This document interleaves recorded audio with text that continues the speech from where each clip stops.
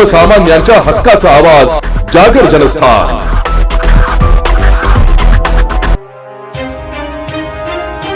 नाशिक शहरात खड्ड्यांमुळे जीव जाण्याच्या घटना थांबायचं नाव घेत नाहीये।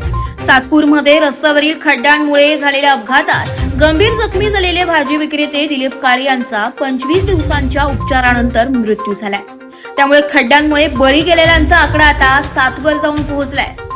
सातपूरमधील विक्टर पॉइंट बस स्टॉप परिसरात सुमारे 25 दिवसांपूर्वी दिलीप काळे हे आपल्या कामानिमित्त जात असताना ठेकेदाराच्या निष्काळजीपणामुळे रस्त्यावर पडलेल्या खड्ड्यात त्यांचा अपघात झाला। या अपघातात त्यांच्या डोक्याला गंभीर मार लागला होता। तेव्हापासून ते रुग्णालयात उपचार घेत होते, मात्र आज त्यांची प्राणज्योत मालवली आहे। दिलीप काळे यांच्या उपचारासाठी मदत मिळावी म्हणून मागील प्रभाग सभेत नगरसेविका सविता काळे यांनी आंदोलन करत प्रशासनाला जागी करण्याचा प्रयत्न केला होता। मात्र आता काळे यांच्या निधनाने त्यांच्या कुटुंबावर उपासमारीची वेळ आली आहे। नगरसेविका सविता काळे म्हणाले की यापूर्वी खड्ड्यांमुळे मृत्यू झालेल्या कुटुंबियांना महापालिकेने आर्थिक मदत दिली आहे। त्याच धर्तीवर दिलीप काळे यांच्या कुटुंबाला तातडीने मदत द्यावी, अन्यथा आम्हाला रस्त्यावर उतरावे लागेल। दरम्यान सातपूरमध्ये रस्त्यांची दयनीय अवस्था पाहून प्रभाग सभापती समाधान देवरे यांनीही संताप व्यक्त केलाय। सभापती समाधान देवरे म्हणाले की नगरसेवकांचा अंत पाहू नका। जर तातडीने खड्डे बुजवले नाही तर आम्ही सर्व नगरसेवक नागरिकांसोबत रस्त्यावर उतरून ठेकेदाराला जाब विचारू। खड्डे बुजवण्याच्या फक्त घोषणा होत आहेत, पण प्रत्यक्षात नागरिकांचा जीव धोक्यात आहे। प्रशासन कधी जागे होणार की आणखी किती जीव गेल्यानंतर महापालिका हालचाल करणार, असा संतप्त सवाल आता संपूर्ण नाशिककर विचारत आहे।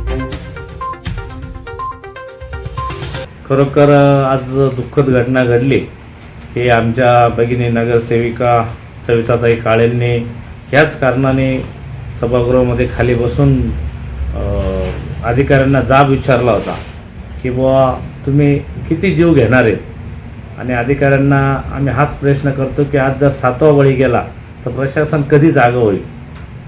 आज काळे कुटुंबावर जो काही खरोखर दुःखाचा डोंगर त्यांच्यावर पसरला आहे, या प्रशासनाला आम्ही एकच जाब विचारतो की ह्या ठेकेदारांना तुम्ही पाठीशी घालू नका। कारण ठेकेदाराच्या चुकीमुळं आणि प्रशासनाची सुपरवायझर की व्यवस्थित न केल्यामुळं या नागरिकांचा जीव जातो आहे। कृपया करून परत आम्ही प्रशासनाला विनंती करतो की आमचा अंत पाहू नका, कारण या नाशिक शहराला आज 7वा बळी गेलेला आहे।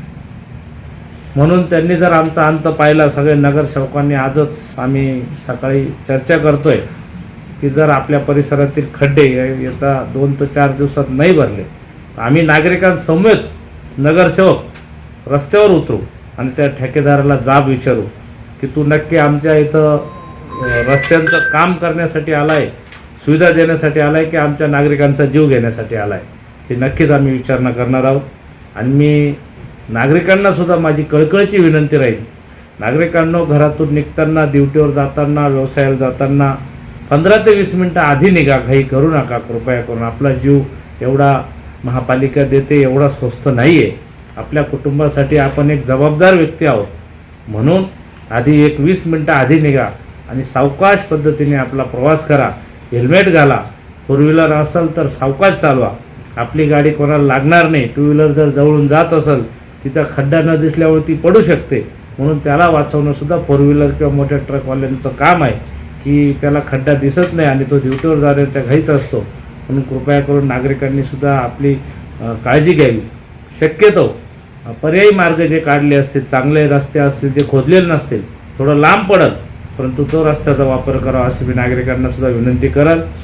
व आमच्या सर्व नगरसेवकांच्या वतीने सभापती या नात्याने मी प्रशासनाचा व या कॉन्ट्रॅक्टरांचा धिक्कार करतो। आज नाशिक महानगरपालिकेमध्ये कुंभमेळ्यानिमित्त जे रस्त्याचं काम चालू आहे, त्या कामाचा जो ठेकेदार आहे त्याच्या निष्काळजीपणामुळे आज जे रस्त्यावर जे खड्डे निर्माण झालेले आहेत, त्या खड्ड्यांमुळे नाशिकमध्ये 6 बळी गेले असतात। आज आमच्या इथलं दिलीप दामोदर काळे यांचं पण आज मृत्यू झालेले आहे, ते 7वे बळी आहेत।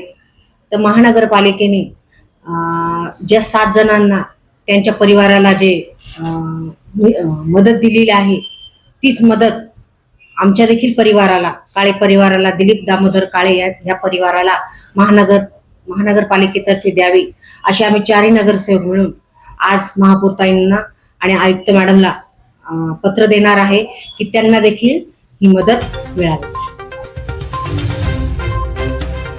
जागर जनस्थानसाठी संदीप नवसे, नाशिक.